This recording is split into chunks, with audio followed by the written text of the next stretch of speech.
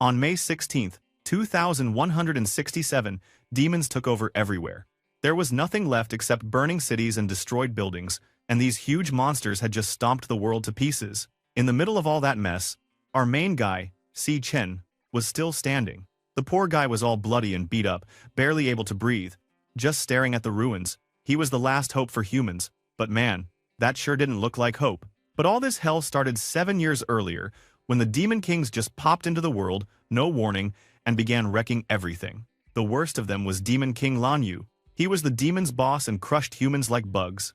When our MC finally had to fight this devil, the Demon King just laughed at him. He said people called Si Chen the last hope, but he thought humans were weak, pathetic, and totally useless. Then he told our protagonist it was time to do his only job left. But that wasn't all, bro. The Demon King said he was gonna eat our protagonist, literally. He wanted to gobble him up and get even stronger.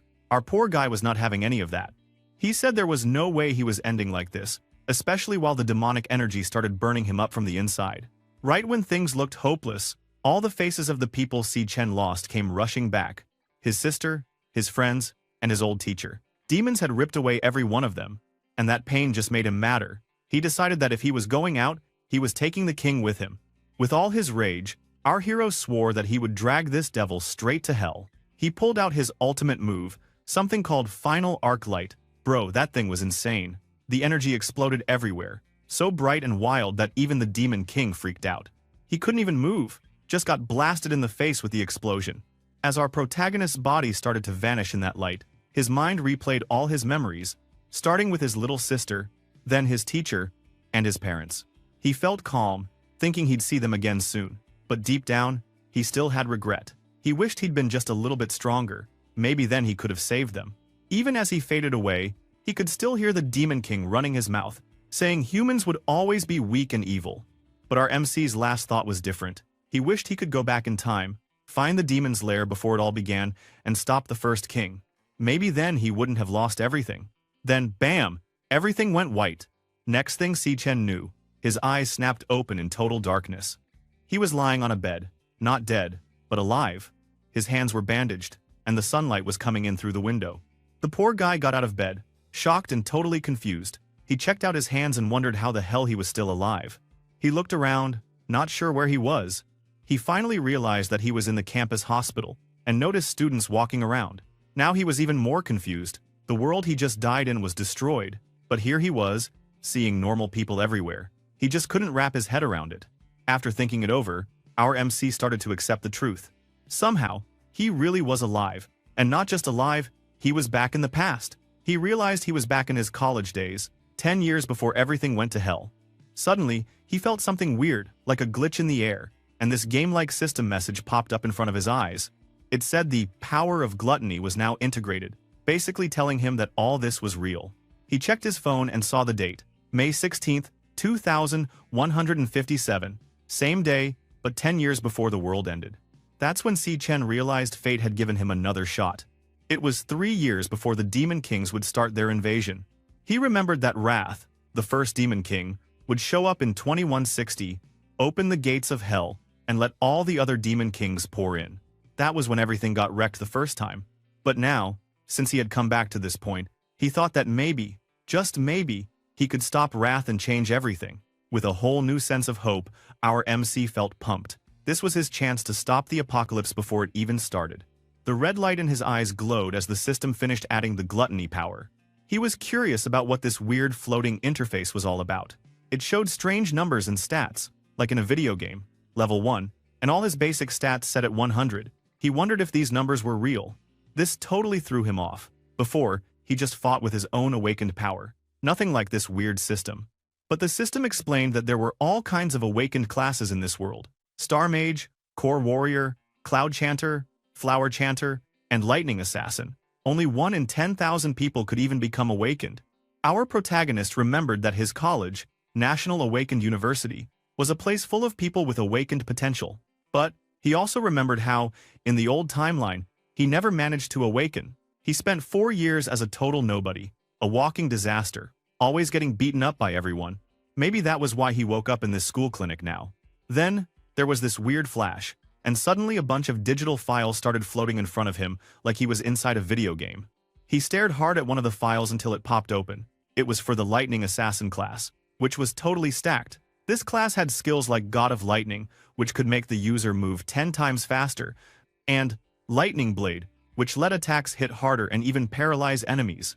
Our MC thought about how crazy a lightning-type assassin would be and started to wonder if this was exactly the class he used in his last life. That hit him hard.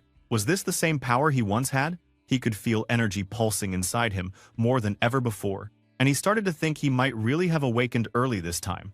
The poor guy was curious to try this one, so when the system let him switch classes, he did it. Instantly, a huge wave of power exploded inside him. Dude was buzzing with energy. Suddenly, a voice snapped him back to reality. It was Ma Long, his friend from college. He was there in front of him, looking super confused. This guy had the Flower Chanter class, which was definitely not as cool as lightning powers. But hey, he was still an awakened.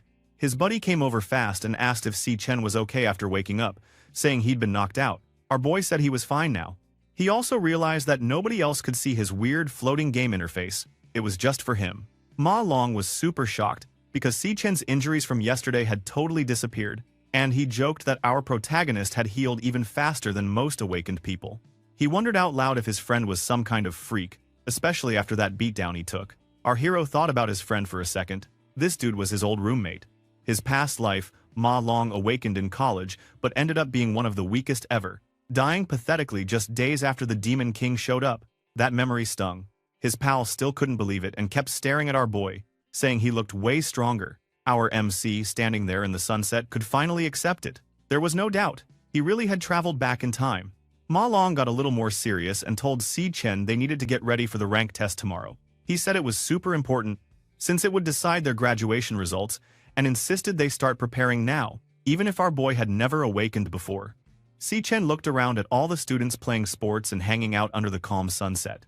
He realized it had been forever since he'd seen this many people alive, so he mumbled that to himself. His friend heard him and was super confused. He asked what kind of weird thing our boy was talking about. Seeing how distracted his buddy looked, Ma Long suggested they walk around the track for a bit. So, both dudes started walking, but our main guy was deep in thought. He remembered how in his last life he lost everything literally, and as he watched all the peaceful college life around him, he knew the truth. If he just sat back and did nothing, the world would get wrecked all over again. That was the kind of nightmare he couldn't let happen. Right then, he made up his mind. He had to get stronger as soon as possible. But it wasn't that simple. In this world, if you wanted to level up, you had to kill monsters inside demon lairs. The problem was that all those lairs were locked down by the giant guilds, so solo guys like our MC barely got a chance to grow at all. Man, talk about unfair. He checked out his status screen again, curious about how strong he really was compared to everyone else. The system explained that the government used ranks from S, the best, to E, the worst, to rate awakened and monsters. Most college students were stuck at rank E, and only a few superstars or rich guild kids made it to D.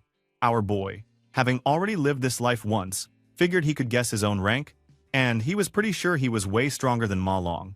Right then, out of nowhere, a basketball smacked this poor guy right in the face, sending him crashing to the ground. Oof, that had to hurt. A bunch of students in the stands started laughing, and one huge guy, a total meathead, called out with a snarky comment about how fast they recovered. Ma Long saw the guy and got so scared that he whispered that running into this dude was just bad luck. Then he turned to Ma Long and started giving him attitude, acting like this dude forgot his job as a servant and should have brought drinks since he was playing basketball. Ma Long instantly apologized, was super scared, and promised to buy drinks right away. But Si Chen was not letting that slide. He stopped his friend and told him he wasn't the problem. Those bullies were the ones who needed to apologize. The main bully's face triggered some nasty memories for our boy. He remembered how, in his last life, this same jerk and his gang had held his head underwater while Ma Long screamed for them to stop. The bully joked that he was helping, saying Si Chen needed some motivation to awaken his powers, then laughed like a total psycho. They only left after getting bored, and our MC blacked out. Back in the present, his pal rushed to him like before and asked if he was okay. Our boy, still hurting inside, wondered why the hell these guys could never just leave them alone. Then he realized something important. True evil wasn't just in the demon lairs, it was here, in everyday life too. One of the goons noticed Si Chen muttering and asked if he had said something, But the main bully just grinned, his eyes full of trouble. He decided it was time for some more fun at our boy's expense. So, first off, our hero stood his ground and told the bully straight up that his buddy wasn't the one who needed to say sorry. It was actually the bullies who should apologize. He said it louder this time, staring Gong Cheng right in the face with zero fear. Now, the big bully with his lame E-rank flower warrior skills just turned around with this angry, shocked look and asked what Si Chen had just said. Meanwhile, poor Ma Long was freaking out, whispering to our protagonist and asking what the hell he was doing. This punk walked over, all confident, his fists glowing with this weird green energy. Our hero remembered that this bully only acted tough because his older brother was the student council president. Honestly, this meathead wasn't even that strong himself, but the guy loved to pick on weaker kids. Other students started to crowd around, whispering that this bastard was about to beat up the two weakest awakened in school, one who had just gotten his powers and the other who hadn't even awakened yet. Bro, everyone thought our boy and his friend were a total joke. But Gong Cheng didn't care about the crowd. He just stepped up to Si Chen and repeated his question, getting all up in his face and acting like he was about to explode. Our protagonist stayed super calm and told him not to mess with them anymore. He just looked at him, cool as hell. While this rascal got even more pissed, this jerk started shouting that Si Chen needed another beating to learn his lesson, then threw a punch. Well, dude, Si Chen just blocked that punch like it was nothing. Seriously, he parried it so casually that even this punk was shocked and stumbled back. The whole crowd went dead silent. Some kid in the back wondered out loud if he was seeing things, because everyone knew our hero hadn't awakened yet. This bastard was losing it, screaming at our MC, calling him weak and unawakened, and demanding to know how he dared to fight back. But this was exactly what our protagonist wanted. He grinned, thinking it was time to see what his new powers could really do. He switched his class right there, and the system told him he'd become a lightning assassin at level 1. A cool little card flashed in front of him, showing off powers like lightning flash and electrical blade. Suddenly, yellow lightning started sparking all over his body. His friend totally freaked out and asked our MC how the hell he had awakened. But this meathead wasn't done yet. He released his immortal demon armor skill and yelled that our boy must have forgotten how painful his punches were. He charged in with his big armored fist, shouting like a crazy person, but our hero just dodged at lightning speed. Then he hit him with a punch right in the face, hard enough to send blood flying, and this poor jerk crashed to the ground. Everyone lost it. Even his buddy stood there with his mouth hanging open, asking how our protagonist just knocked out this rascal that easily. Gong Cheng tried to get up, cursing Si Chen and yelling at his friends to help him out. But man, those dudes were frozen in fear, and nobody moved. Our MC just stood there, surrounded by this wild, scary energy, and nobody wanted to mess with him. This bastard, all mad and embarrassed, charged again, shouting that he was going to kill Si Chen. Our boy didn't even break a sweat. He blocked the attack, grabbed this rascal's armored arm, and snapped it. Ouch! With glowing eyes, our hero told him, super calm, that he was way too weak.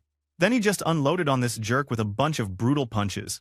The last hit literally sent this poor meathead flying into the stands, smacking straight into a wall and knocking him out cold. After that, Ma Long was just staring at his friend in total shock, thinking he had no idea when Si Chen got this insane power. Our protagonist looked down at his own bloody hand and started thinking about how much stronger he was now. He checked his stats and realized a couple of things. First, he could switch into electrical assassin mode whenever he wanted, just like in his old life. Second, even though he was only level 1, his normal form was already stronger than that of other beginners. He figured he was definitely above rank E, but he still wasn't sure exactly where he stood. But then our protagonist noticed something weird. Even after beating up this jerk, his level and stats didn't change at all. They still said, level 1, everything at 100. He wondered why the system didn't give him any experience. So, he walked over to where this punk was lying on the ground, looking like a total mess.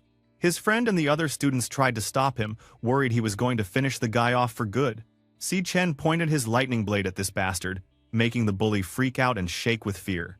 He was thinking to himself, trying to remember if the way to get stronger was the same as before. But, right before our boy could test it, a girl stepped in and interrupted him.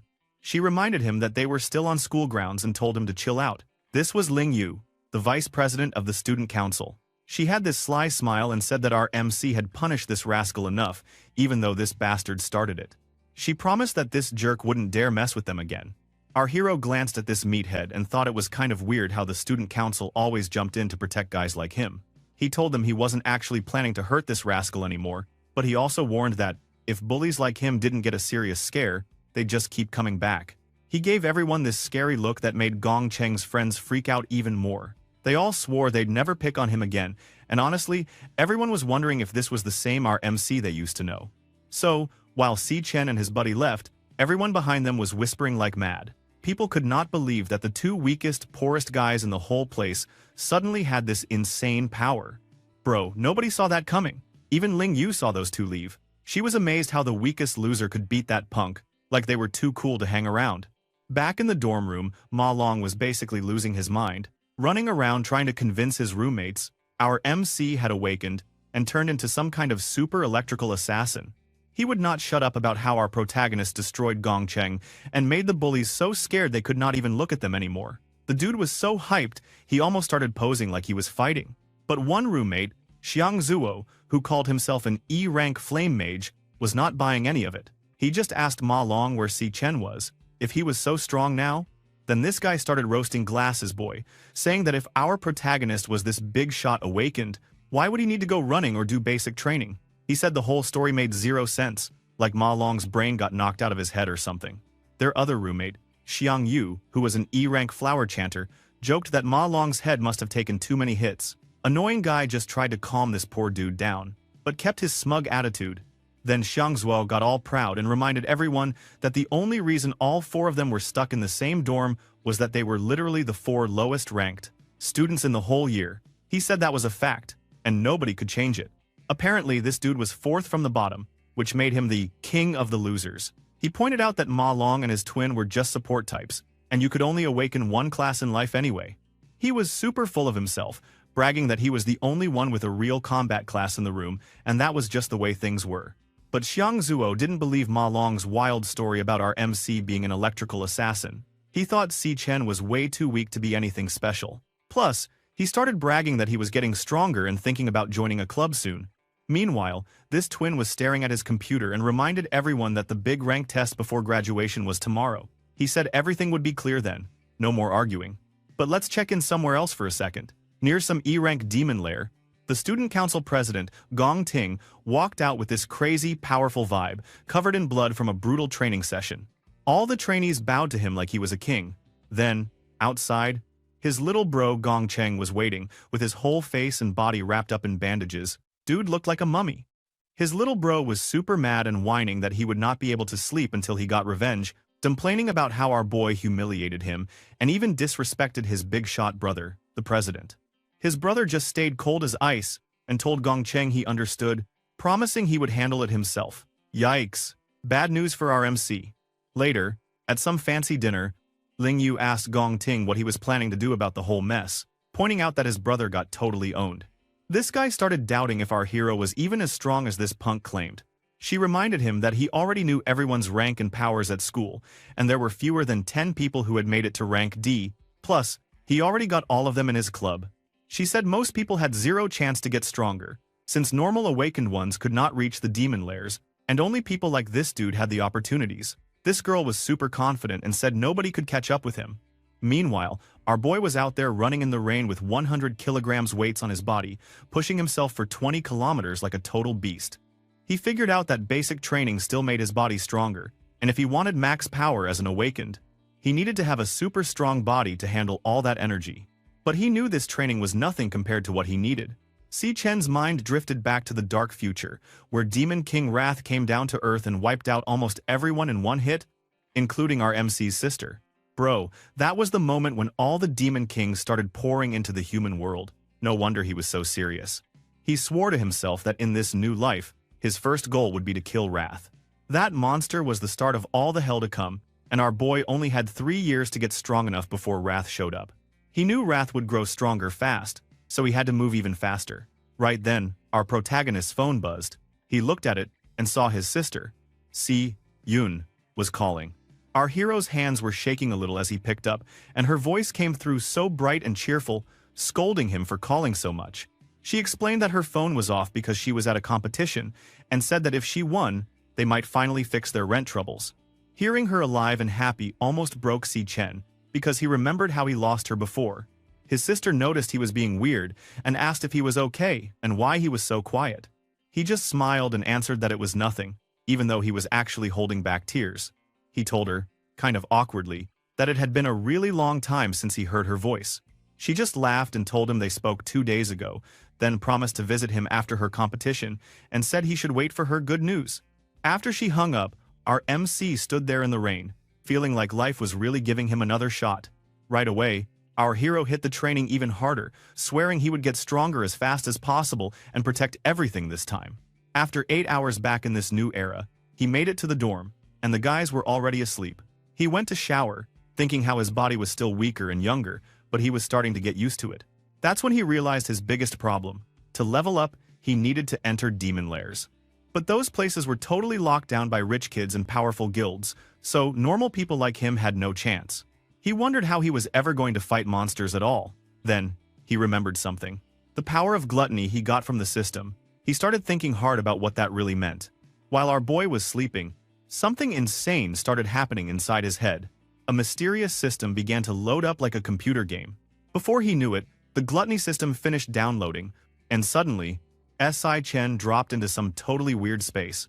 He landed hard on the ground, which was bloody red, and found himself standing in a creepy wasteland under a red sky. Right in front of him was this giant, evil-looking tower. Bro, our MC was totally confused. He was just about to sleep, and now this? He looked around, trying to figure out if he was dreaming, but everything felt real. All over the place, he saw giant monster skeletons that looked a lot like huge dogs. But these were not just regular dogs, they were monsters called Gravahounds.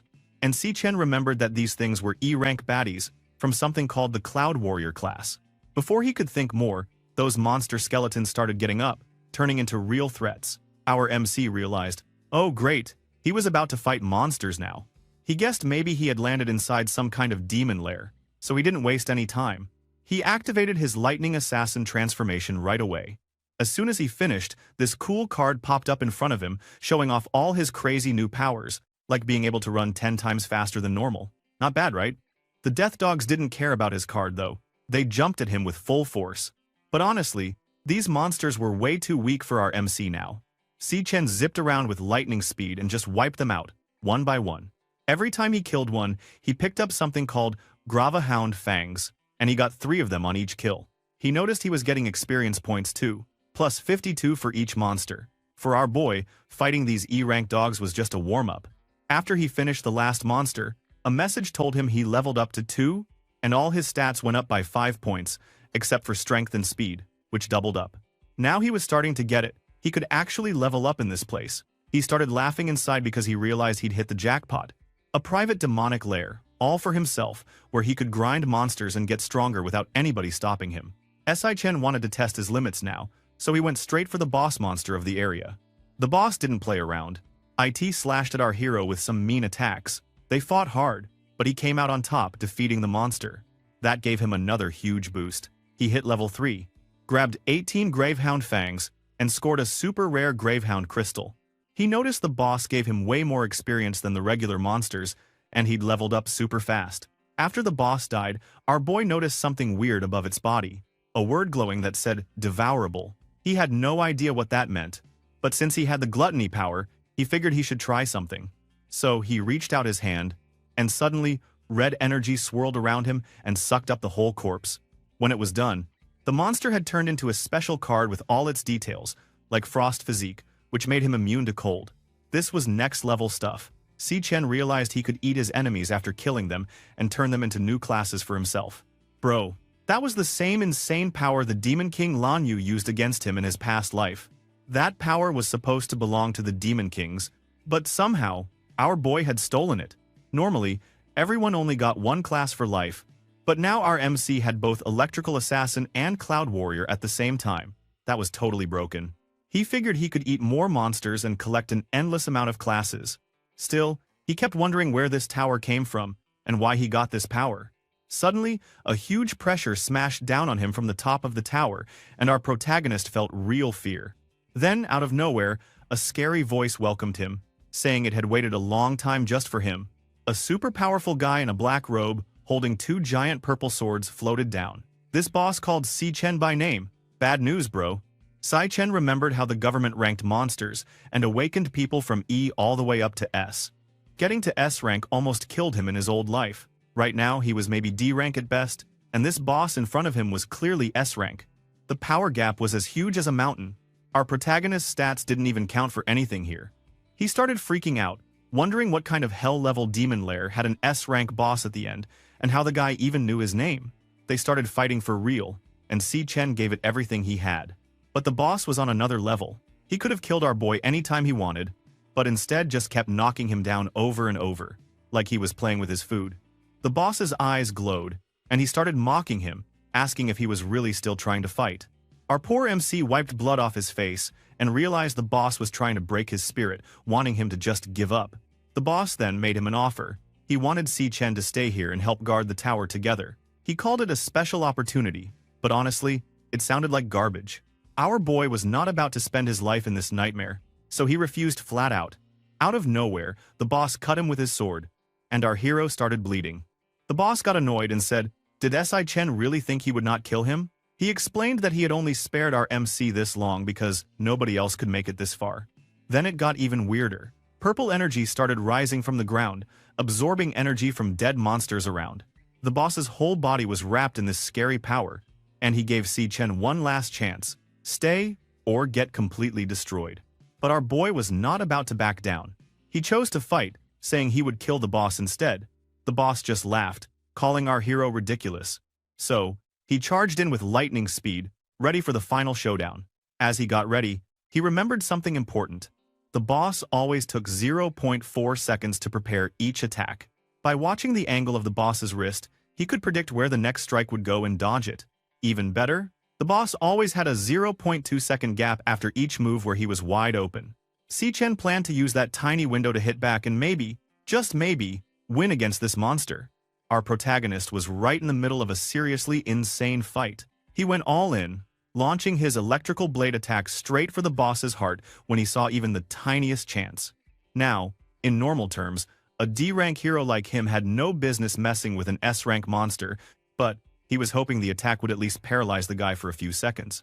Not surprisingly, the boss was way faster than Si-Chen expected, so he barely had time to react. With no other option, the poor guy kicked on his Godspeed skill, making himself 10 times faster and used those precious seconds to run like hell.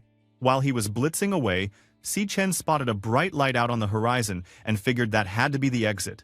He put everything into his speed, dashed straight for it, and just when he thought he was about to make it out, bam, the light vanished. The boss showed up right behind him, totally unfazed, and told him that the exit he saw was just a fake left there on purpose. Basically, there was no way out, and to make things worse, this wasn't even a regular demon lair. Bro, our hero had been running in circles inside a trap. The boss actually seemed impressed, saying it was pretty cool that Si-Chen figured out his weaknesses so quickly. Then the guy took off his creepy mask, showing his true face, Raksha of Purgatory, S-rank astral warrior. He told him that he really was someone who could bring hope.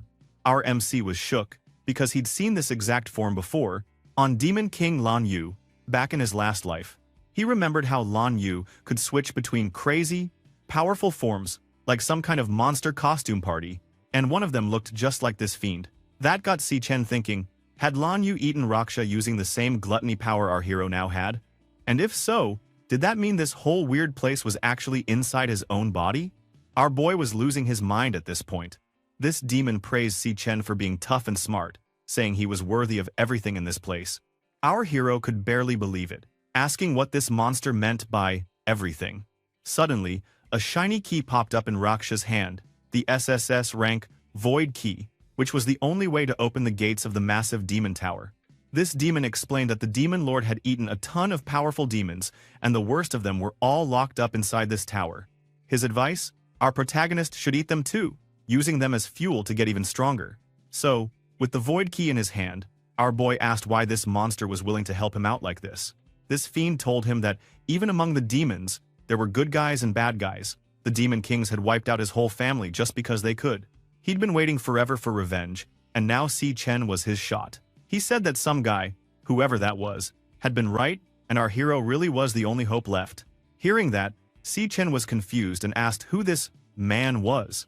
But this fiend just pointed at the tower, telling him that all the answers he wanted were inside, and he had to go find them himself.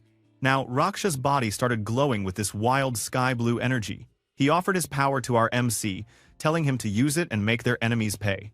Si-Chen could not believe what he was hearing, and wondered if he was really supposed to take this monster's power. But this demon got hyped, shouting at him to become unstoppable, open the tower, and eat everything inside. He warned that the demons in there would be much tougher than him, smart, brutal, and ready to kill.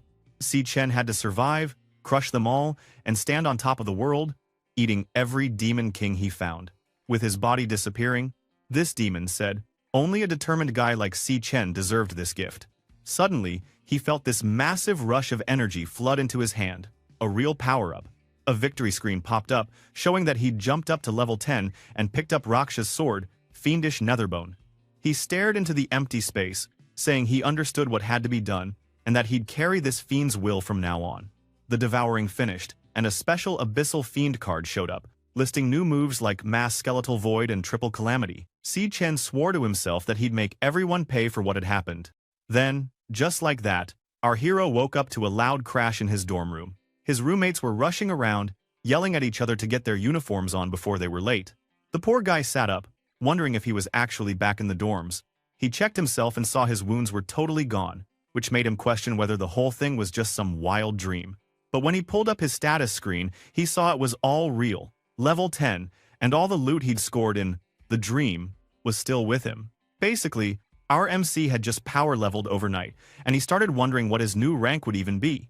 Before he could think too much, one of his roommates, Xiangzuo, called out his name.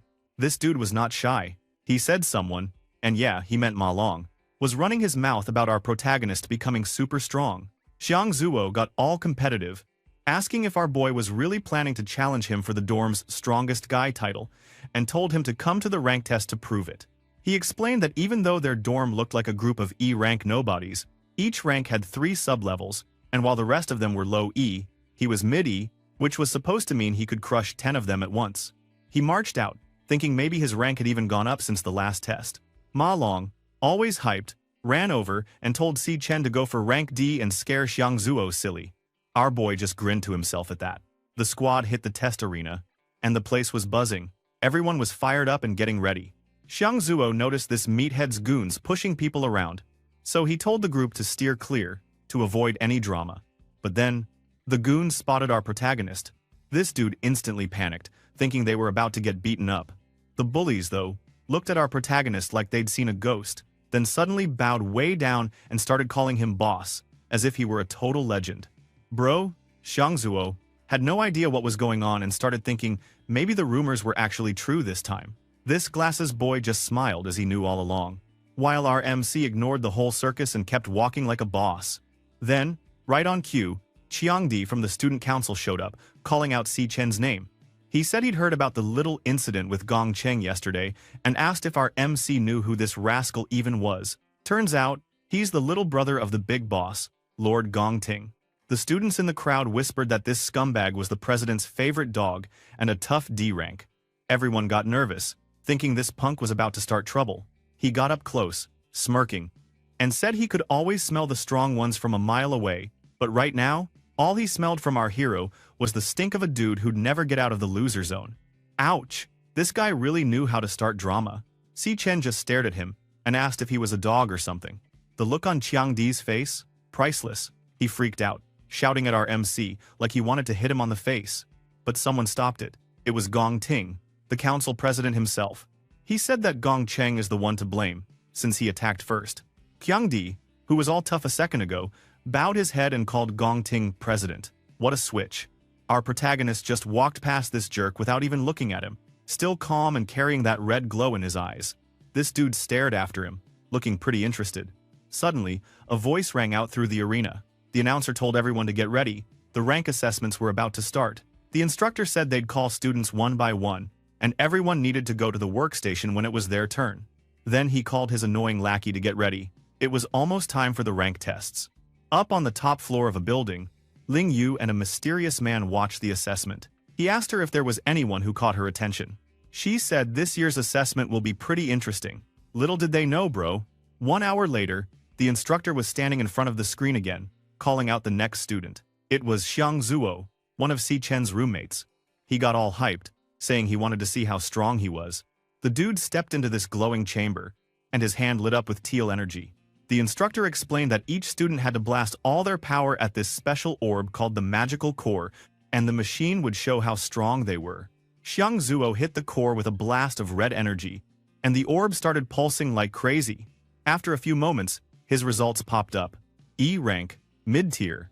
The crowd was watching, waiting for the rest, because there was one more thing. The system checked the students' potential.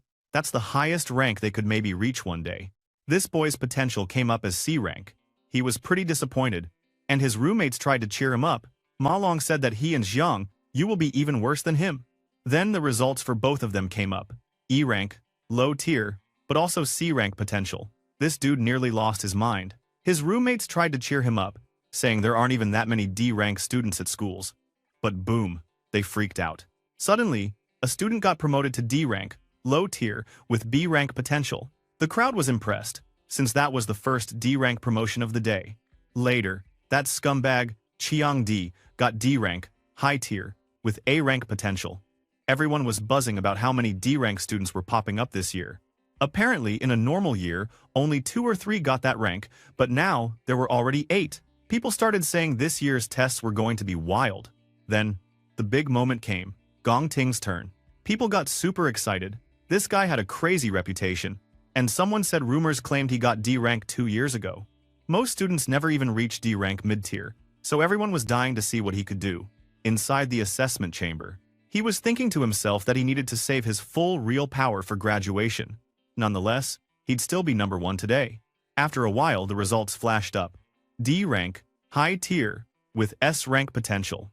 Everybody freaked out. It was the first time in school history that anyone had S rank potential. The crowd went wild, yelling and cheering for their president. Some students were so hyped that they lost their minds. Even the grown-up officials were excited, saying Gong Ting was now a national treasure and would get crazy attention from the government. Plus, he was already in the Imperial Guild. This guy was a star. Ling Yu and a mysterious man, Yuan Long, the headmaster, chatted on the high platform, both impressed by the S-rank candidate. Yuan Long guessed that Ling Yu came just to see Gong Ting's results, but Ling Yu said she was more interested in someone else. She glanced down, eyes sharp. And then, the instructor announced the next student, Si Chen. Finally, it's our hero's turn to step forward. So, first, Chiang Di, yeah, that jerk again, started barking at our MC in front of everyone. The guy was all up in his face, calling him a loser and mocking his low-ranked dorm members. He even said that if our hero pulled another weak E-rank result, he'd make his life hell. Dude, this scumbag deserves a beating. He looked down on our hero and his friends, saying the whole dorm was a disgrace to the school. But Ma Long shouted back, he believes our MC will get a better result. Then, our hero enters the test chamber, and his roommate is still worried about him. Inside, he walked closer to the core, his eyes glowing red, ready to release his true power. Now, everyone in this world wants to join a top guild, and the only way in is to shine at the graduation combat exam. That's where all the strongest teams get picked, and the best squad even gets scooped up by the Imperial Guild. Dream come true, right? Usually, strong guys like Gong Ting get all the attention, pulling together their MVP teams, while everyone else just hopes they don't end up in the weak squad and get roasted out of the school. His buddy was wondering how long it had been since our protagonist last showed up. Some time has passed, the screen is still empty, and nothing comes out. Everybody just laughs at it, thinking our protagonist is probably too weak to even register a rank. For a while, nothing happened. Qiang Di was getting impatient, bugging Gong Ting about going out to karaoke later. They were already planning their victory laps. Suddenly, the screen started going nuts, lights flashing, numbers jittering. Then, boom, D rank, high tier. The crowd lost its minds. People were screaming, saying they knew our MC had it in him. Xiang Zuo and Xiang, you were totally shocked, while Ma Long just about burst into happy tears. But Si Chen wasn't done. Inside his mind, he saw his new system, level 10, all stats at 150. He figured he could switch classes and maybe even get a different result. So, he changed it up and tried his Gravahound King power. The machine freaked out again. And this time he scored C rank, mid-tier. The crowd exploded. Nobody could believe it. This student council president and his lackey were totally speechless, thinking something had to be broken. Even the teachers are freaking out too. asking how the rank could change like that. Even the system itself was like, bro, something's wrong, please try again. Back in the test chamber, the core is beating very fast. Our MC does the class change again. Now he chooses the Abyssal Fiend power, releasing enormous purple energy around him. The core freaking out, almost exploded, and this time the whole arena was blasted with this insane purple and pink energy. The power was so huge that it created a massive storm in the sky. People were actually scared, calling it a divine phenomenon. The E-ranked trio looked like they were about to pass out, saying this day would go down in history and that their dorm just made a monster. Then came the big one, the potential reading. The screen tried to show an S for potential, but just glitched out, then crashed with a system error. The teachers freaked out, and Gong Ting just stood there stunned. The system overload exceeded the maximum rank value, and it is almost SSS ranked. The instructor dropped his jaw, and boom, the testing machine exploded in a giant flash, totally broken. The teachers were freaking out, yelling that the assessment was ruined and to check on our boy. The magical core was toast, blackened and broken. But our hero just stood there with his eyes still glowing red, thinking maybe he pushed the thing too hard. But, hey, at least something good came out of it. His gluttony power actually devoured the magical core, and he got a new ability called Delicate Magical Core. Now, he could scan and see everyone's ranks with just a look. Then, he got out of there. He gave it a try, and suddenly he could see hexagons over everyone's heads. E-rank low tier here, E-rank mid-tier there. Even Gong Ting, who everyone thought was a big deal, just showed up as a C-rank high tier in our MC's new vision. The dude is hiding his true strength all along, but still, C-rank is pretty average. Meanwhile, the teachers were down at the broken magical core, saying this kind of destructive rank had never happened before, and that the whole assessment had to be called off. They decided our boy's results might be corrupted and will report this to the superiors, and everyone who has not yet been assessed will return tomorrow for the new facility. But the other students only cared that they had just seen a genius being born. Some were calling our protagonist a world-shaking talent and arguing he'd be famous for sure. Not everyone was happy though. Chiang Di totally lost it, yelling at our boy for messing up the magical core and ruining the assessment. He denies all our boy's results. Bro, talk about a sore loser. Si Chen was about ready to snap. He thought to himself that, if this guy didn't shut up, maybe he should just get rid of him for real. But before our boy could do anything, Gong Ting stepped in between them.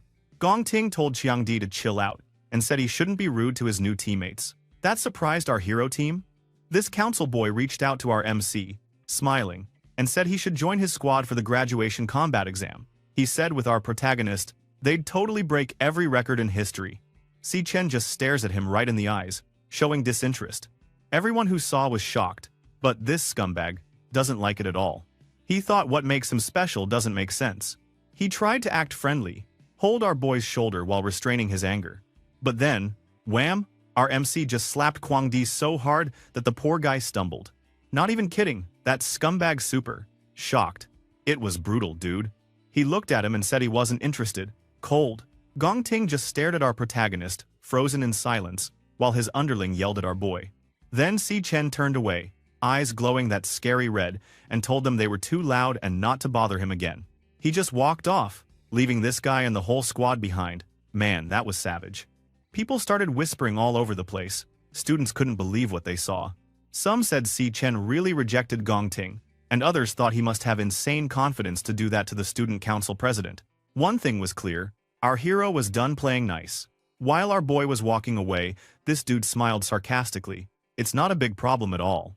Off to the side, the headmaster and Ling Yu were chatting. He said it was a shame that our protagonist and the president didn't team up, but she was just pumped that this just made things way more interesting. She even agreed that the drama level had just gone through the roof. Meanwhile, Gong Ting was not having a good day. He stared at our MC very sharply while his jerk subordinate yapped that our boy just got the spotlight because of a malfunction.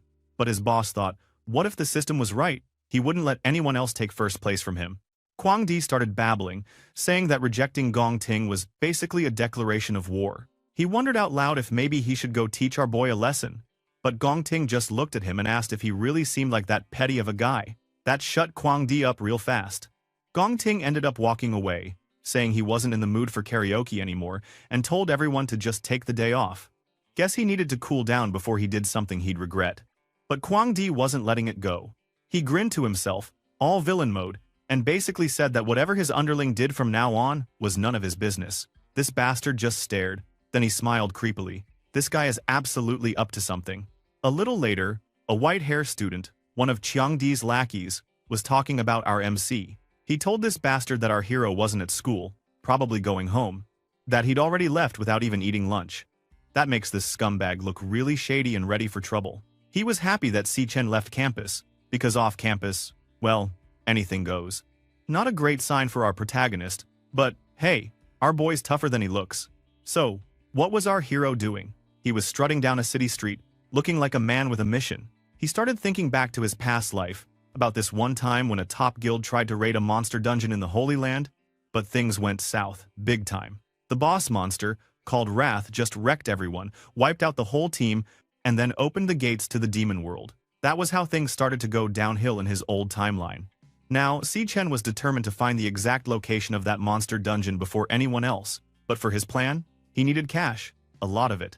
So, he headed to the Mithril Guild's Monster Exchange, which was basically the best spot in town for buying and selling monster loot and powerful gear. This place was all about turning rare monster drops into serious money or sick equipment. Inside, Si-chen walked straight up to the counter and dropped a handful of Gravehound fangs. The manager, a guy with glasses, was confused and asked where a student like him got those. Our hero just said a monster dropped them, like it was no big deal. Miss Lee, the lady working there, took one look and explained that these were Gravehound fangs, high-tier E-rank monster drops. She said they could be turned into an E-rank cloud staff, or maybe even something D-rank if you worked hard enough. The manager was interested but tried to play it cool, saying the exchange usually only dealt with D-rank and above, and mostly with big shots. Honestly, he was kind of annoying, acting like our protagonist was wasting his time. Si-chen thought to himself how unlucky he was to run into someone like this, but he didn't bother arguing. The manager just told his subordinates to finish up the deal and left to do something else. This woman gave our boy his receipt, a full 18,000 cash, enough to cover rent for now. All polite and professional, she asked if there was anything else she could help with. That's when he whipped out his next big move. He asked if they could check out something else for him, then pulled out a glowing purple greatsword that looked like it came from another world. The shopwoman was stunned, eyes wide. She was sure this precious equipment was at least B or A rank, and the manager turned right back around when he saw the sword. He said he'd never seen anything like it, but he was sure it was A rank. He started freaking out a little, saying A rank weapons go for $1 million and are super rare in the market. But then, a new guy walked in, Qingzi, the head of the entire Mithril Guild. This dude was all calm and confident. He said that item definitely isn't A or B rank. Then the eyeglasses guy said, that's right because it was brought there by a mere student. Then, he took one look at the sword and said it was actually S rank, and that it came from the Abyssal Lands. Miss Lee and the manager went pale and started freaking out, not believing to saw a super rare S item right in front of them. This cyan-haired man, meanwhile, was all smiles, shook Si-chen's hand, and told him to use the exchange however he wanted. Anything he needed, just ask. Our hero looked at him, his red eyes glowing, and thought to himself that Qingzhu had finally shown up in person. That's where things left off, with the manager and this lady worker still bowing, Qingzhu being super friendly, and our MC holding all the cards. Looks like the tables have turned, big time. Then, Si-chen was chilling in this super fancy room, sitting across from Qingzhi, the big boss of the guild. Between them, the crazy powerful, glowing purple greatsword was just lying there like it owned the place. This leader asked how much our hero wanted to mortgage this beast of a weapon for. Our protagonist, eyes glowing that signature red, didn't even flinch. He said he wanted 1 million. That's it. Bro, Qiangzhu looked like he was about to fall off his couch. He basically blurted out if our hero was serious, because just A-rank gear goes for several million. That S-rank sword? At least tens of millions. He said people would go nuts fighting over a weapon like that in the market. Our boy just smirked, cool as ever, and said he wanted to leave the S-rank weapon as collateral for a 1 to million loan, and he'd pay everything back in just 1 month. Qingzhi started thinking hard, like he was solving a puzzle. He wondered how a mere student could think something like this. Was our hero a runaway rich kid, or a prodigy hiding his true power? Either way, this guy decided, our MC was definitely not your average dude. Si-chen leaned in and promised to pay back the 1 million quickly, plus 10% interest the next month if needed. This big boss told his assistant, Xiao Li, to step out, and then, he laid out the whole thing. He guessed that our boy went to National Awakener University, and that the big graduation exam was coming up next month. First place? Prize money? Exactly 1 million. Jiangji grinned and said the timing matched up perfectly, so our protagonist must be sure he could win. He pointed out that Si Chen could have just waited, but since he was desperate enough to use an S-rank sword for a loan, something big was up. But instead of being a jerk, Jiangji stood up, beaming, and said he'd give our boy 1.5 million cash right now, no interest for the first month. He even said this was the start of their friendship. Big boss style, dude. Our hero looked at him, wide-eyed, and shook his hand. This man promised to keep everything secret and said that if he ever needed help or wanted to sell or buy stuff, the Mithril Exchange would always be his top choice. Our MC was like, yeah, you'll be the first pick. He was good at that. While they shook hands, he was thinking about how Qingzhu figured out everything so fast.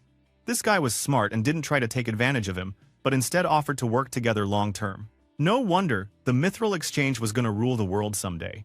Our boy knew if he wanted to kill Wrath and save the world, he'd need strong allies, not just his own strength. So, he agreed, and as the magic contract glowed over his hand, the money hit his account. He checked his phone and saw that sweet fat number. Dude was grinning. Qingji offered to recommend some gear since Si Chen used the legendary weapon as collateral. Maybe he wants to use high-ranked items from the guild for the graduation exam. But our MC just pulled out another glowing purple greatsword, exactly like the one he just mortgaged. This guy and Miss Lee nearly lost their minds. Their jaws were on the floor, and they were basically bowing down to him as he left. This cyan-haired man was just relieved his assistant didn't let a VIP like our boy slip away. Smart move, bro. Our protagonist walked out of the guild, looking all thoughtful. He remembered he still needed to buy something. After leaving there, he got out of the taxi. He showed up at the long-distance bus terminal in Kangchang County, blending in with the crowd. He looked out at the city, thinking back to his rough days. Flashback time, Si Chen remembered his last life, scraping by with his sister, Si Yun. Back then, they barely had any cash. He took odd jobs just to pay rent, and their account balance was always a joke. His little sister even turned down her dream art school, afraid it would put more pressure on him. That hit our MC hard, man. Flash forward. Si Chen snapped back to the present. It was getting late, and he thought her little sister, the one he calls Yunny, should be here any minute. Then, boom, he spotted her coming with a yellow suitcase. She started scolding him for not going to the exit, but the entrance if he was coming to pick her up, and reminded him that they were broke this month, so he better not spend on anything stupid. Classic little sister energy. But our hero just stood there, eyes wide, and whispered that it had been 7 years since he'd seen her. His heart probably felt like it was about to burst. Yuni called out for help with her luggage, then teased him for standing around like an idiot. Our boy rushed over and hugged her so tight she freaked out, asking if he was trying to crush her or something. She said he'd only been gone a couple of days. So, what was wrong with him? She even thought that a girl or something rejected him.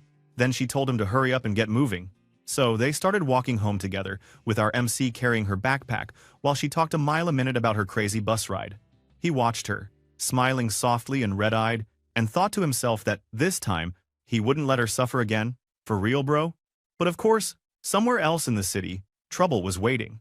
Qiangdi, yeah, that jerk, was hiding in a dark alley with a bunch of thugs. He told the guys to hide and get ready to jump our hero the second he showed up. His eyes looked full of anger. He swore he'd show our hero what really happened to people who crossed him. So, in the dark alley, Qiangdi, this dude who really thought he was all that, was hanging out with his 3 goons. 2 of these guys had masks on, trying to look tough or maybe hide their faces. One of the masked thugs was acting a little nervous. He started saying that, since a bunch of them were actually student council members, maybe they should chill out, because things could get out of hand. Honestly, not a bad point. These guys were idiots, but at least one of them was thinking. But the leader wasn't having it though. He puffed on his cigarette and just looked super pissed off. He said he only wanted to teach someone a small lesson, because there's someone with such a bad attitude that makes him get extra angry. He called this other dude trash, E-rank trash, like he couldn't believe someone so low would dare act strong. Yeah, this leader gang definitely had issues. He remembered that the target he had the day before told him that he was too loud and to stop bothering him. So, Qiangdi will make sure their target wouldn't even be able to graduate in 2 weeks, once he is finished with him. These guys were honestly all talking bad news.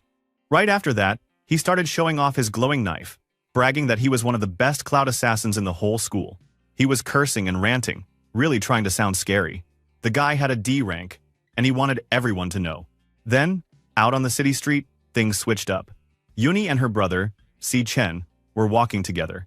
She was looking at her brother, obviously worried. She told him he'd been acting weird for a couple of days, and she wondered if he was stressed about the graduation exam.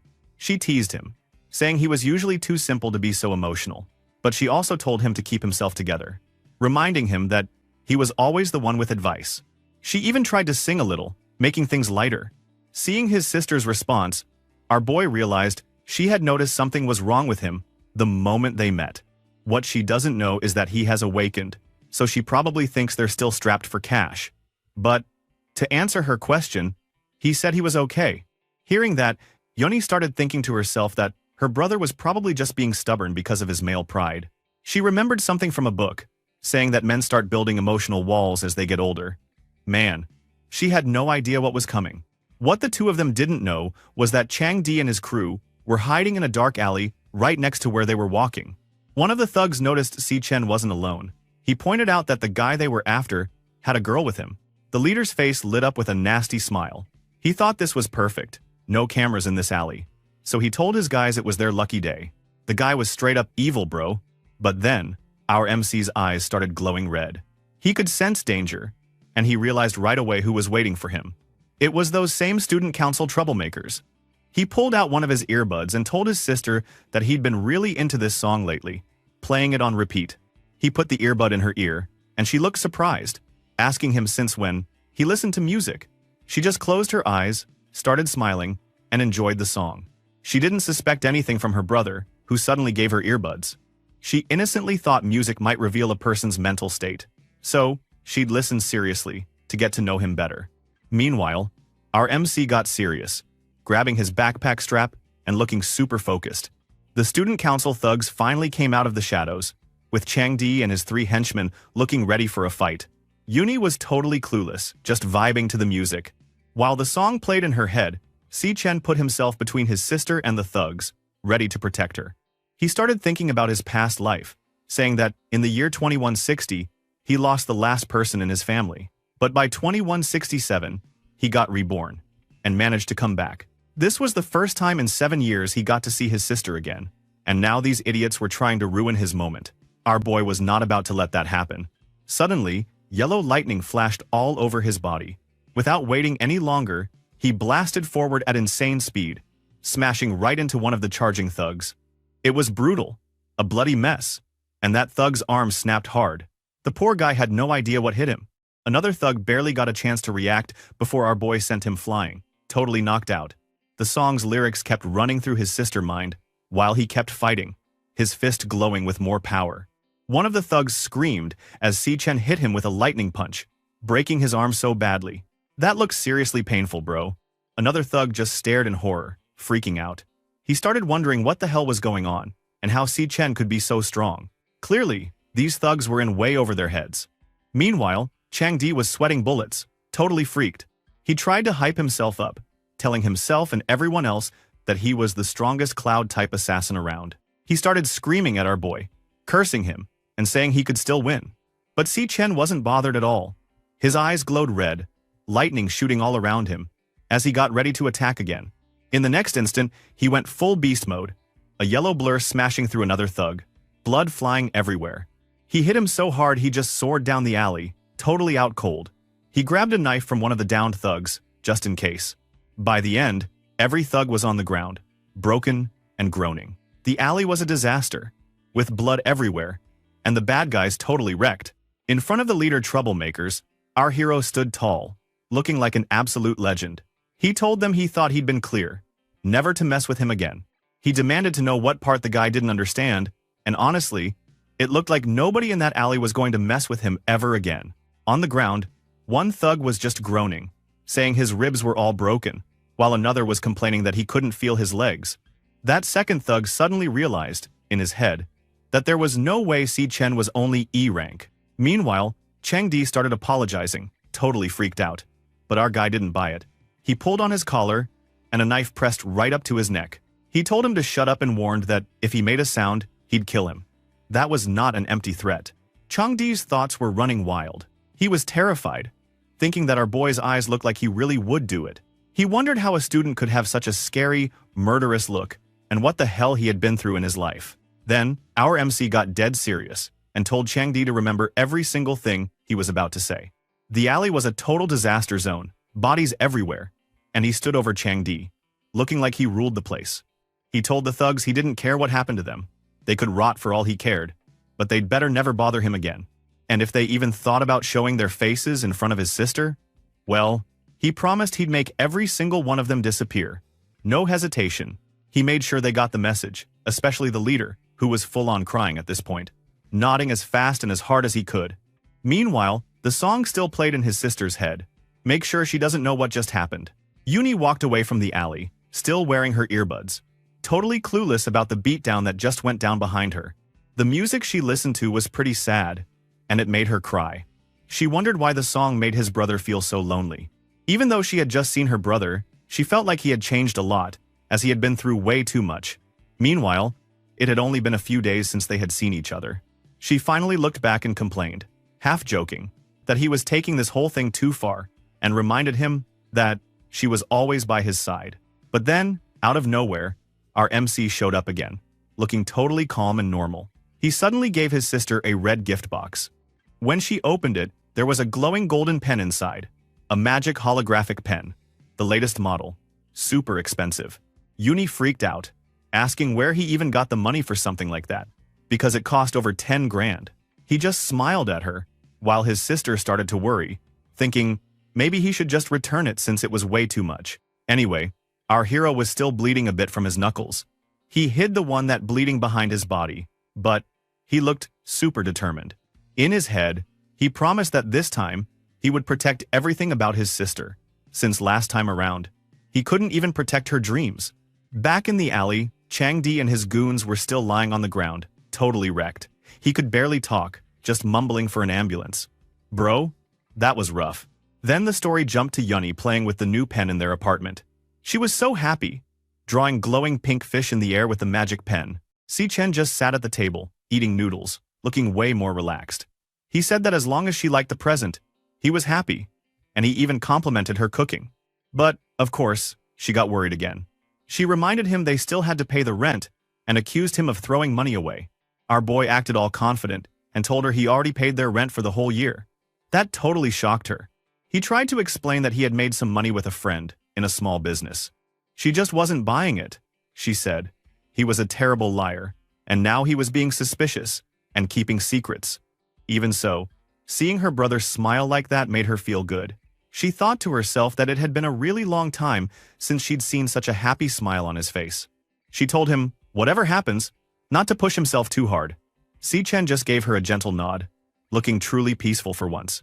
Meanwhile, in another place, at the university office, this guy, Gong Ting, stood in front of a huge aquarium, talking about the condition of Changdi. He was in really bad shape. Over 60% of his bones were broken, and even the best doctors couldn't heal him in a month. He was shocked that that guy picked a fight with Si-Chen. Ling Yu, a girl in the room, didn't care at all. Said Changdi would probably miss the graduation exam. Then Gong Ting said her team would be better off without weaklings. Another dude, Gong Xuan, he is the National Awakener University Director of Career Services, walked in and reported that Si-Chen was actually C rank, way stronger than he seemed, and the only one higher ranked than Gong Ting. The guy didn't look happy about that. Now, the director guy added that his father has invited the vice chairman of the alliance, this time, to personally inspect his performance at the graduation examination. He reminded Gong Ting to maintain his rank and be invincible. He also said that if everything else failed, he could only AC his niece. To fill the vacancy left in Gong Ting's team, he imagined that if it really happened, it would be very bad. But his words were cut off Gong Ting, his niece. He said that his uncle was too overthinking. He tried to act all cool, and said he hadn't even used his full power yet. He promised that during the combat test, he'd show everyone who was the strongest. Later, it showed our MC back in his dorm, taking a shower after a crazy day. He thought about how he'd finished a 100-kilometer run with weights, which was just insane. And now that he had money, everything was set. His plan was to win the million-yuan prize at the graduation exam, pay back his loan from Qingzhi, and go for even bigger things in the future. He also started talking about his powers. Then, he turned on the glutton system, which then took him to enter the Tower of Gluttony, a massive, creepy red tower in the distance. He stepped into the tower, thinking about the last assessment result showed, and his weakest class, Gravehound King, was ranked C, but his strongest class, Abyssal Fiend, was so powerful that the system couldn't even measure the potential. He had a couple of other strong classes too, but their real power was a mystery. Anyway, now, the real hype started. Our boy pulled out this crazy SSS rank Time Rift key, glowing like a treasure. He decided to put it to the test today. He activated the key and opened up a swirling portal, wondering what was waiting for him inside the Tower of Darkness. The last thing we saw, our MC stepped through the portal, looked around, and was totally surprised by what he saw. Suddenly, he landed in some wild place called the Fallen Star Wastes, which basically looked like outer space. Had a meltdown. Stars, nebulae, all that cosmic stuff everywhere. But he barely had time to check out the view before he realized, oh crap, the gravity here was out of this world, like 10 times heavier than normal. Our boy could barely even stand up, and he already felt like someone dropped a truck on him. He started freaking out in his head, thinking that gravity was insane, and wondering why the door he came in through had disappeared. He figured out he had to smack down the boss of this floor if he wanted out. But, bro, with this environment, he guessed he could only use 30% of his normal strength. Tops. That was not good news. But you know Si-Chen. He just gritted his teeth and told himself he'd have to get used to this place as fast as possible. Suddenly, out of the rocks, this giant purple lion monster showed up, glowing eyes, all ethereal and creepy. The system called it a Phantom Lion Bee Star Warrior. That was not the kind of boss you wanted to meet on a bad day. Right away, our MC's fancy digital powers started booting up. He held a yellow sword that was more like a thunderbolt, and the system said he was now a lightning assassin at level 10. He checked out his boosted stats. Dude was strong, fast, all that. But when he rushed in to hit the lion, he totally whiffed. The gravity had him moving like he was running through jello, and his attack just bounced off. He looked shocked, realizing his whole assassin style was basically useless here, since he couldn't move fast, and the lion was doing just fine, darting around like it was nothing. The high gravity has severely impacted his speed and attack precision. Well, it seems the assassin class has lost almost all its advantage. Then, he realizes that the monster is moving with ease. Our boy started thinking, what the hell kind of monster was this? Just chilling in the tower's purgatory level? Well, when one trick doesn't work, it's time to try another. Si-Chen swapped his class to Purgatory Rakshasa, a much scarier form, with horns, cosmic energy, and power stats through the roof. He reminded himself that different classes had different strengths, and for close-up fighting, he needed that crazy stamina and strength from his Rakshasa form. Now powered up with purple and pink energy, he smashed his fist down, stacking the gravity higher and higher. 200%, 400%, 600%. He roared that he was pushing the impact to the limit, and since gravity was already nuts, his punch would hit 60 times harder than usual. The Phantom Lion didn't see it coming, got totally wrecked in a huge explosion of energy. After that, the monster was vanished, leaving only his heart on the ground. Meanwhile, our boy, he fell on his back, his breath short. The system pinged that he got a Phantom Lion bone and a ton of experience points. Level up, baby! He was still motionless from his place, still catching his breath, and thought about how each star on his class card boosted his stats. So, the more stars, the stronger he got after each class change. He realized his Purgatory Rakshasa had way more stars than the Lightning Assassin, making him way stronger overall. But he also noticed something weird. Even after all that, beating a B-rank monster took everything he had, and none of his classes had broken past the B-rank limit yet. Something was off. After killing the lion, the system didn't give him the usual devourable mark, and the gate to the next floor wasn't showing up. Then, he stood, staring out into the endless stars, when he suddenly spotted a swirling black void in the distance. Glowing white eyes began to appear inside, and dread hit him. He realized, holy crap, the real boss, the Lord, hadn't even shown up yet. The monster he just nearly died fighting was only the appetizer. That's when he remembered the Purgatory Rakshasa's words. Once the door opens, all that's waiting is endless pain, and he'd have to survive and conquer everything inside. Right then, a bunch of monsters came out of the portal, lunging mercilessly at him. Monstrous faces, glowing with evil energy, roaring as if to eat the whole world. Suddenly, Si-Chen jerked awake in his dorm bed, heart pounding, covered in sweat. He was still shaken, clutching his chest and gasping for breath. The pain he felt in the dream, tearing muscles, skin peeling from bone, felt realer than real. But he knew what it meant. If he wanted to get stronger, there were no shortcuts. The road ahead was lonely, hard, and it had only just started. Next thing, it was a new day at National Awakener University, and everyone was packed into the grand auditorium for graduation team selection. The big bosses were even coming to watch this year, so things were tense. Some students were gossiping about the new rules. Now, every team needed at least 5 people, and at least one had to be high E rank, or above. That was a big change from the old days, and lots of folks were confused. Gong Xuan, one of the school's top guys, got up to explain.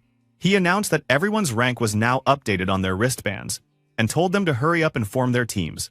The students all started checking, and right away, things got spicy. Just right then, one of Si Chen's roommates, Ma Long, lost his mind when he saw our boy was listed as a low E rank. He pointed at him and demanded how that was even possible, since everyone had thought Si Chen was at least C rank before. The other students started whispering, saying maybe Si Chen's demon heart was really broken, and they'd just imagined he was strong. Suddenly, people who wanted to team up with Si Chen were suddenly disappointed, because who wanted a so-called deadweight dragging them down during the graduation assessment? Our MC just looked at his own wristband and smirked to himself. He figured now, for sure, no one would want to team up, which actually worked out great for him. Other students laughed, saying he must regret turning down Gong Ting's offer to join his team. Gong Ting, the son of a family of school officials, sitting in the front, just sat there, silent and intense, while his uncle Gong Xuan watched the students with a stern look. In his head, that old guy called his nephew a disappointment and wondered when Gong Ting would finally learn to use power and people to his advantage. He promised he'd teach the kid a lesson, making sure none of his opponents even had the chance to compete. The big team selection event kicked off, and bro, it was chaos. Everyone was crowding around Gong Ting, the class president, yelling his name like he was some kind of rock star. People were begging him to take them on his team. Some even said they'd be his dog, which, dude, kind of embarrassing. Some said their healer class would be a great help to the team. Another people that has been in team had enough, and told the whole crowd they were too loud and to get lost, saying he could only add one more person anyway. The guy looked super annoyed, but hey, that's what happens when you're Mr. Popular. Half an hour later, most teams were already set, glowing green hands in the air, friendly greetings flying around. But not everyone was happy. Si Chen's roommates looked like they'd just lost the lottery. Ma Long complained that they'd asked around a ton, but nobody wanted to join them. Xiang Yuo added that their group was stuck at 4 people. And now, what? They might not even get to participate in graduation? Talk about rough. Meanwhile, Ma Long was scratching his head, saying it was way too weird that Si Chen's rank suddenly dropped so low. Our hero just stared at his data screen, eyes all intense, thinking about the rules. Minimum 5 people, at least 1 high E rank. It was obvious something smelled fishy. Ma Long started grumbling that it felt like their dorm was being targeted on purpose. Our MC was not happy. Dude realized that the graduation combat assessment was the only chance for everyone to prove themselves. If you didn't get a high score, your future was basically toast. Good jobs, fame, all that, gone. The system showed that the more teammates your group had, the more monsters you'd have to fight in the Devil's Cave. So having lots of people didn't always make things easier. But because nobody wanted to risk teaming up with some so-called low E rank trash, groups like our boys' team were totally ignored.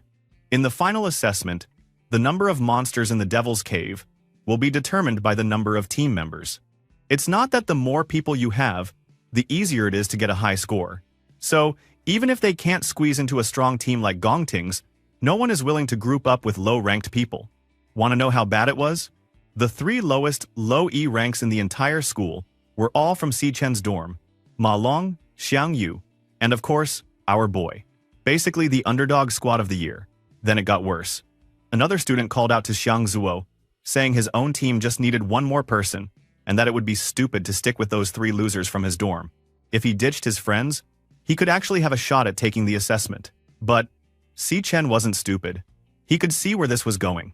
His group was about to get left behind, abandoned by everyone, and lose their shot completely. That would have sucked. Big time. But then, plot twist. Xiang Zuo looked all guilty. But when push came to shove, he stood up and told everyone he wouldn't abandon his roommates. because they all agreed long ago to team up together. Bro, loyalty like that is rare. The other team just mocked him, saying he was an idiot for turning them down. But Xiang Zuo shot back, telling them not to look down on people. Respect. Still, Ma Long was sweating buckets, staring at the screen. Teams were filling up fast, and there were barely any E ranks left to recruit. It looked like our MC's group was stuck, one person short, with no hope. But that's when the shady grown-ups showed up. Gong Xuan, director of the employment office, and, yeah, same family as Gong Ting, was lurking behind our hero, glasses on, looking all mysterious. Si Chen had him figured out. He knew the guy had tweaked the rules and changed his real rank just to keep people from teaming up with him. What? Was he? That scared our MC would take down his niece? The world was full of people like that, pulling strings, thinking they could do whatever they wanted. But he wasn't about to roll over. He would definitely participating in this graduation assessment. His body started crackling with yellow lightning, and his system flashed that he was switching class. Our MC had made his choice. If people wanted to play dirty, he could too. There were more ways to prove strength than by following their dumb rules. Suddenly, students everywhere started whispering. Si Chen walked right through the classroom, lightning popping off him, making everyone stare. Some guessed he was about to do something crazy.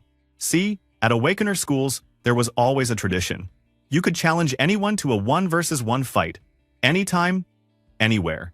It was risky and made you look cocky, but it was the fastest way to show off your true power. And Gongting? No way. That prideful guy would ever back down from a challenge. Then he smirked. If he could beat that fucking guy, everyone would want him on their team. But before he could make his move, someone unexpected showed up. There is Ling Yu, all stylish and confident, strolled in and called out to our hero, asking if his team still needed people. She said she wanted to join the graduation assessment too, and let everyone know she'd hit D rank back in middle school, so she definitely wouldn't drag the team down. Instant fan club explosion. Students practically lost their minds, whispering about how awesome she was and why she'd want anything to do with Si Chen. Gong Xuan? The dude was fuming. He started yelling at his cousin, totally losing his cool. Even his niece, lurking with his purple aura, looked annoyed. But then, things got spicy. Gong Xuan tried to block Ling Yu, saying as an exchange student, she wasn't allowed to compete and that she'd never even taken a rank test. He claimed her joining was against school rules. The crowd started to back him up, until the big boss showed up. But, boom. Principal Yuan Long just appeared out of nowhere, purple energy swirling, staring right at Ling Yu. Even our boy was confused, wondering how the old guy was teleporting around like that, since he remembered the principal's class was supposed to be warrior, not some teleportation wizard. Then, Yuan Long said that if Ling Yu joined, it might mess with the fairness of the test. But she just shrugged, acting like it was no big deal. Si Chen tried to analyze their ranks, but they both glitched out. He couldn't read them at all. That was way above his pay grade. No. You can see that Gong Xuan sweated hard, realizing the principal might know he'd rigged the system. He tried to play innocent, but you could tell he was nervous. In his head, he already planned another thing. Screw it. He wasn't going to fight the old man over this. He told Gongting that he'd done all he could, cleared all the high ranks out, so Gongting's team would have an easy win over the loser trio. But surprise! Principal Yuan Long clapped his hands and changed the rules. He said teams with fewer than 5 people, or without a high E rank, could still sign up. Boom! The gates were open for everyone. Our poor guy and his friends couldn't believe it.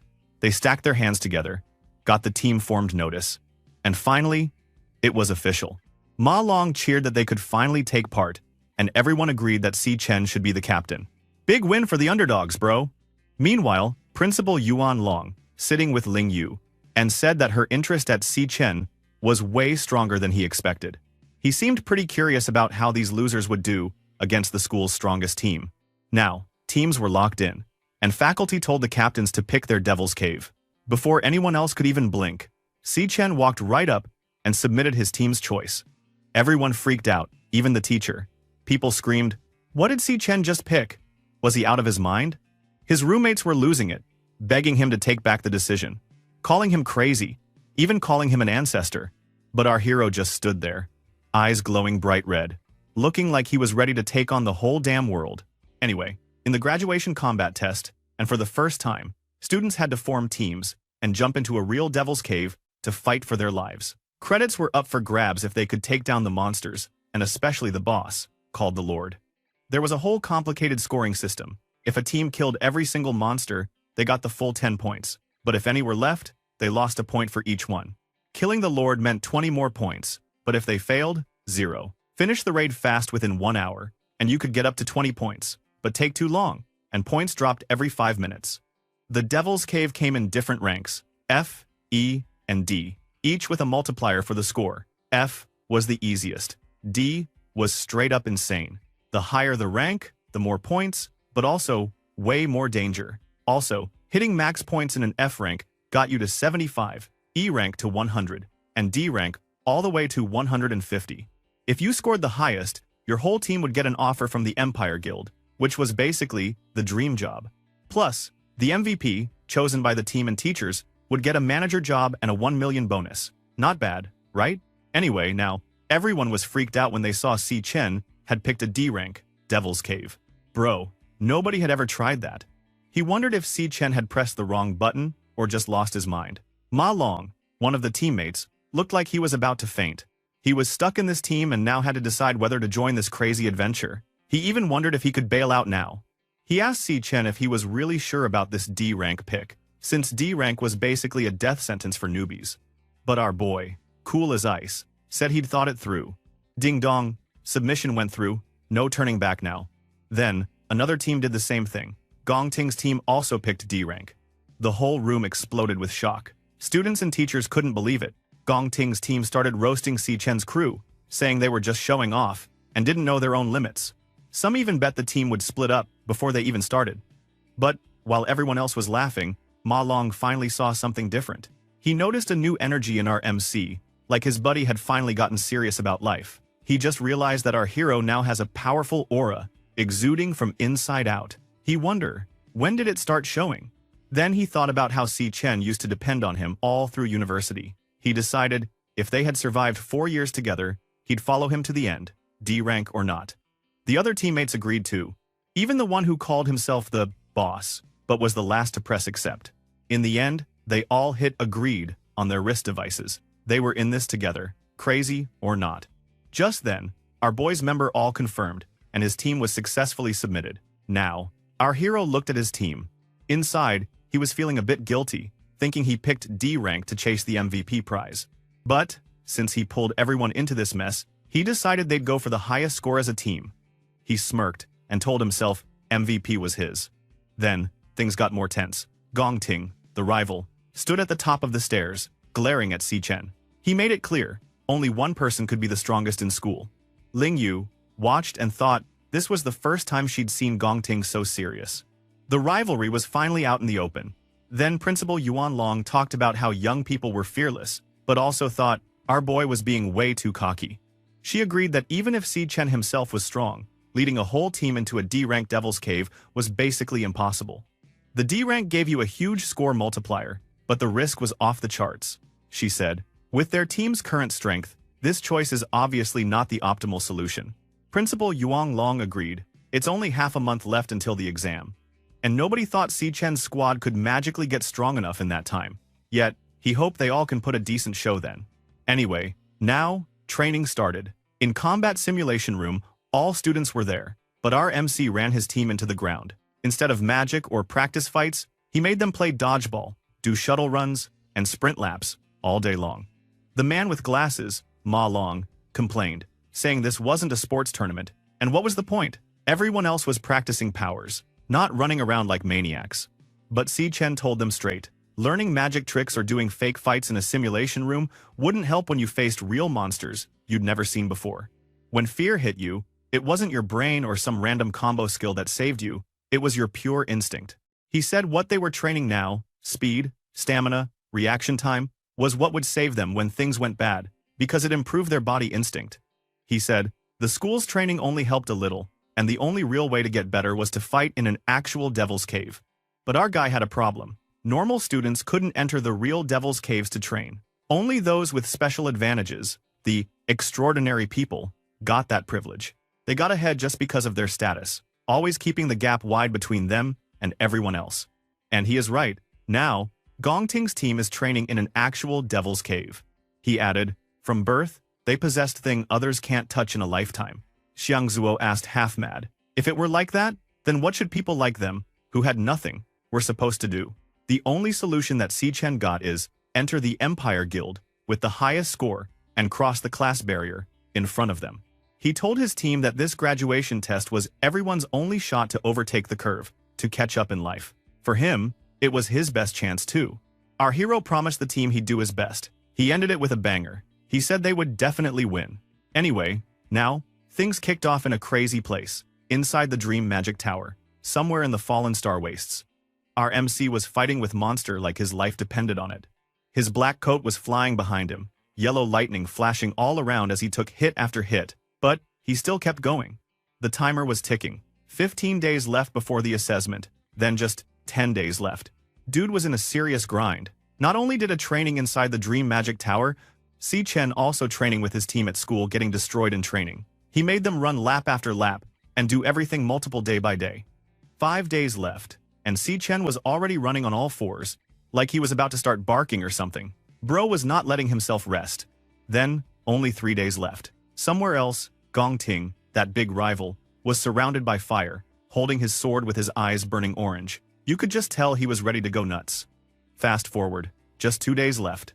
Back in the Dream Magic Tower, Si Chen finally got a good moment. A system message popped up saying he leveled up. Level 16. Lightning Assassin. He stood on top of some rocks, monsters all down around him, sword glowing bright yellow. His face was bloody, but his eyes were on fire. He told himself that the real battle was about to start. No more training, this was it. And finally, it was 1 day until the big test. On the day of the test, a digital screen flashed the date, the 17th of June, 2157. A little floating drone with cute green eyes popped up, saying hi to everyone, and telling all the students to check their wristbands and gear. Si Chen was there, looking sharp in a black t-shirt and jacket, getting ready. All the teams waited in the bright hallway, with guards and teachers watching. Then, the drone made a big announcement that the graduation combat test was starting. Suddenly, a huge flash of light filled the hall. Game on. Meanwhile, out in front of the school's fancy admin building, all the top dogs were showing up. Principal Yuan Long, in a white suit, met with Gong Lin, the co-founder of the Empire Guild, who just happened to be Gong Ting's dad. They shook hands while students inside stared through the windows, freaking out. One guy said it was wild to see a real founder of the Empire Guild at their school. Another student just gushed about how handsome he was. Kind of funny. Then the real surprise rolled up. A white limo pulled up, and out came Carl Cavendish, a young guy with pink hair and a crazy expensive suit, acting all calm and cool. The students nearly lost it when they realized this was the vice chairman of the World Guild Alliance. Some kids said you'd be lucky to even see these big shots once in your whole life. No wonder the school had cleared everyone out. Nobody wanted randoms running around today. He said, the Guild Alliance is currently the most powerful organization in the world, and there must be crazy lucky if they could catch their eye. Now, Carl, Gonglin, the principal, and Sigrid, the Secretary General of the Guild Alliance, started walking together. The students were just losing their minds, thinking that even a tiny connection with the Guild Alliance would make their life instantly epic. Inside this super high-tech observation room, Gong Xuan stood in front of a giant screen, explaining everything to important people in the school. He said there were 184 students, split into 28 teams. Most teams, 23 of them, to be exact, had picked the safest, Frank, Devil's Cave. 3 teams picked the slightly harder E rank. Only 2 teams were totally insane and picked the D rank Devil's Cave. Sigrid was shocked. She asked if the students even knew how dangerous D rank Devil's Caves really were. She pointed out that even pros found those places deadly. Gong Xuan promised that, yeah, they explained everything and knew most students could barely handle F-rank monsters. However, they will struggle considerably against a Lord monster. While he was talking, the students experienced what he told in each cave. Now, a Lightning Warrior student fighting a Thorn-Tooth Salamander in an F-rank cave. Even there, the Lord monster was a huge challenge. Then, in an E-rank cave, things got way worse. Every monster was as strong as an F-rank boss, and the students inside looked like they were about to pee themselves. Now, they were facing the stag beetle spider. One kid was just straight up panicking, saying it was way harder than expected. Gong Xuan admitted, for the vast majority of students, raiding an E-rank Devil's Cave is simply an impossible task. Then, the secretary wanted to know if there were safety measures. Gongshuang said, of course, since their students are the most precious resources. They already prepared special forces from the Empire Guild were right outside every cave, ready to jump in if things went bad. Plus, the students had wristbands that could teleport them out the second they gave up. If someone cried for help, bam, they'd be out of there. Safe, but probably super embarrassed. And just now, one of the team in an E-rank cave already gave up and used their teleportation wristband to go out. Meanwhile, Sigrid was still mind-blown that there are 2 teams picked D-rank. She said this school is truly full of talent, and she want to look forward to their performance. Then Gong Xuan in the back said he was really curious to see how long those crazy kids would last. Probably not long, especially Si Chen's team. Then, the camera switched to our hero's team. They were walking across a snowy, icy mountain in the D-rank Devil's Cave, called the Peak of the Cloud Forest. The place looked like something from a horror movie. Snow everywhere, weird frozen trees, and the air screaming danger. Our boys stood on the edge of a snowy cliff, staring at the insane view. Ma Long asked what the hell those things were, because in front of them stood a totally freaky monster, the ghost bat monkey. It was grayish-white, with a monkey face, big bat wings, and long claws. Its eyes glowed green. Not exactly the welcome committee, and their quantity is a lot. Now, Si Chen was serious, saying those ghost bat monkeys were cloud-type monsters, really good at attacking in groups, and their dive speed was nuts. He told the team to stay alert for dive attacks, or they'd be toast. As he finished talking, a whole bunch of the monsters started flying overhead. Suddenly, 3 of them dove down at insane speed. Si Chen yelled that they were coming, and his teammates just about lost it. But somehow, all 3 managed to dodge the attacks, jumping, flipping, and rolling out of the way. Xiang Zhu couldn't believe they survived, while Ma Long checked himself and realized he wasn't dead. Bro, that was a win right there. While Ma Long checked himself and realized he wasn't dead. Bro, that was a win right there. But while they were all freaking out, our MC was already handling business. He stood calm as ever, with 3 ghost bat monkeys dead at his feet, blood and lightning everywhere. Xiang Zhu basically stared at him like, what the hell? He realized Si Chen just solo killed 3 D-rank monsters instantly. That's not normal, dude. Now, Si Chen told his team straight up that their current strength was not enough to handle those crazy monsters. He turned his back to them, lightning getting even brighter, and said they just needed to protect themselves. He told them to leave the rest to him. Dude was acting like a total boss. Then, out of nowhere, one of those ghost bat monkeys jumped down from the sky, claws out, and the striped shirt teammate totally freaked. He yelled for everyone to watch out and stumbled backward, barely holding it together, while Ma Long was already on the ground, looking like he just got hit by a bus.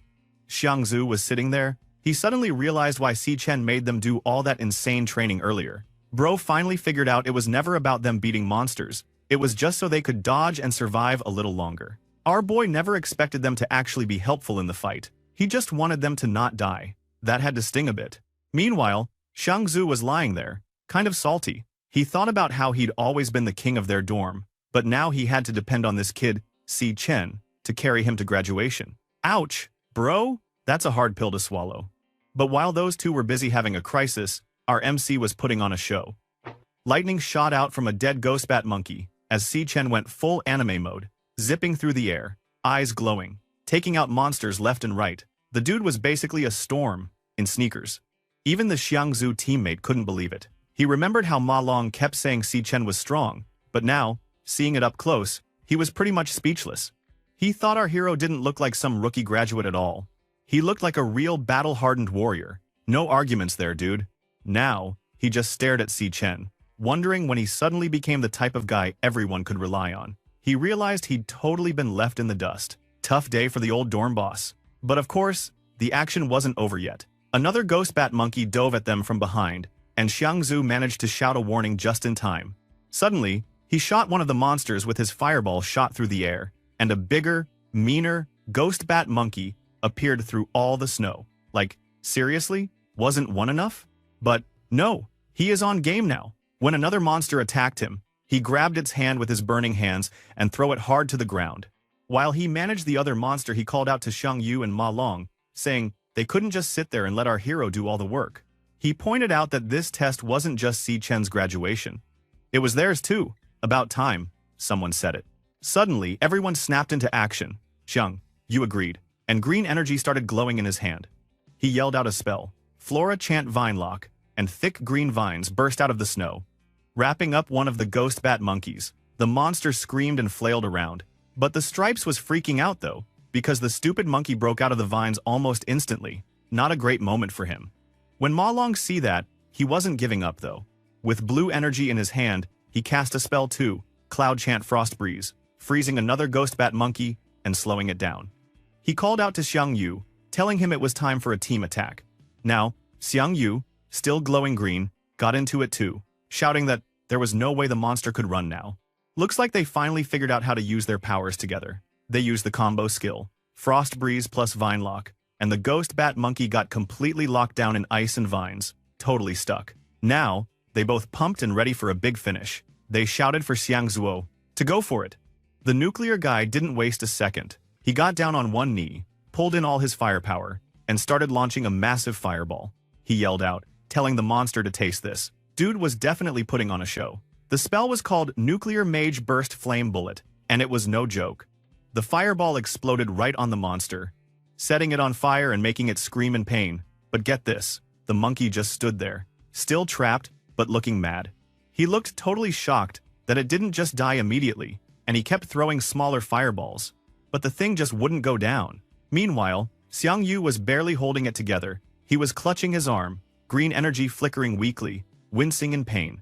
Ma Long was at his limit too, about to cry from all the effort, but he kept pushing. Now, the nuclear boy finally said screw it. He was going all out. Then he jumped into the air, glowing red like a supernova, and pulled out his biggest move yet. He screamed, eyes glowing, and launched a colossal fire attack. Nuclear Mage Converged Burst Flame Bullet. Then, boom. His attack made a big explosion. Fire everywhere. When the smoke cleared, the snowy field was finally calm. A drone floated over the charred remains of the ghost bat monkey, shouting congratulations like a happy little robot. The whole team was wiped out, lying on the snow, totally exhausted but also a little shocked that they actually pulled it off. Then, Xiangzhou looked around and realized they really did it. They took down a D-rank monster. He was so tired he could barely talk, but he called our hero and asked if he saw their job done well. He also bragged that it was a piece of cake. Yeah, sure bro. Si Chen just stood there. Yellow thunder energy still surrounded him, with a little smile and a bunch more dead monsters behind him. He told the crew good job, and you could tell he was actually kind of proud. Now, the drone flew over, super hyped, and said all the monsters in the cave were dead. Mission complete.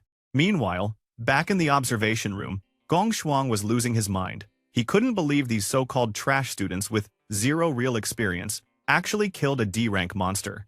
He looked like he needed to sit down for a minute. Even Gong Lin, who watching on the screen, were surprised. Carl Cavendish, with his fancy purple suit and purple hair, said, the young man was performing really well. He even thought Si Chen looked a lot like someone he used to know. Now, that's suspicious. He even said he'd remember Si Chen's name, and from the look on his face, you could tell he meant it. Then Gong Shuang cleared his throat, ready for drama. He, who was totally stressed out, pointed at a giant screen and yelled for everyone to look. And what was on that screen? It was the other team, the ones crazy enough to pick a D-rank cave, just like our hero. The screen showed Gongting, swinging his katana like a pro, his squad following his lead. Sigrid noticed how smooth their teamwork was. She said it was almost like they were professionals. Carl Cavendish looked impressed and joked that this year's graduates weren't bad at all. But Gong Shuang? He just looked even more serious, saying the real show hadn't even started yet. Yikes. Now, cut to inside Gongting's dangerous devil's cave. Thick green fog, creepy mushrooms with teeth, the whole vibe was straight out of a nightmare. The blonde girl on his team whipped out her guitar and started shredding, sending out waves of green energy that hit the mushroom monsters. Girl was not playing around. Then, the Star Mage teammate joined in, pulling purple energy from nowhere. Dude had skills. Then he told the captain they were ready, and suddenly, boom, flames and energy explosions everywhere. Gongting blazed forward with his sword, eyes glowing orange, just flexing on those cave monsters. One of his member team actually said fighting these monsters was a piece of cake, since they'd seen the same ones during training. He smirked. Then he said that the whole graduation test was basically set up for people with the right connections. According to him, life got a whole lot easier when you had the right people backing you up. No arguments there, I guess. Their team was so confident, the muscle guy announced it was time to go fight the boss. These guys were absolutely sure they'd win the whole thing. Back with our hero, things were a little less chill. The snow was coming down heavy at the peak of the cloud forest. Si Chen, stood at the front, looking sharp, with his teammates trailing behind him. The mountain air was freezing, and everyone looked wiped. But then, lying right in front of them, was this massive ice ghost ape, all white fur, tusks, and looking seriously messed up.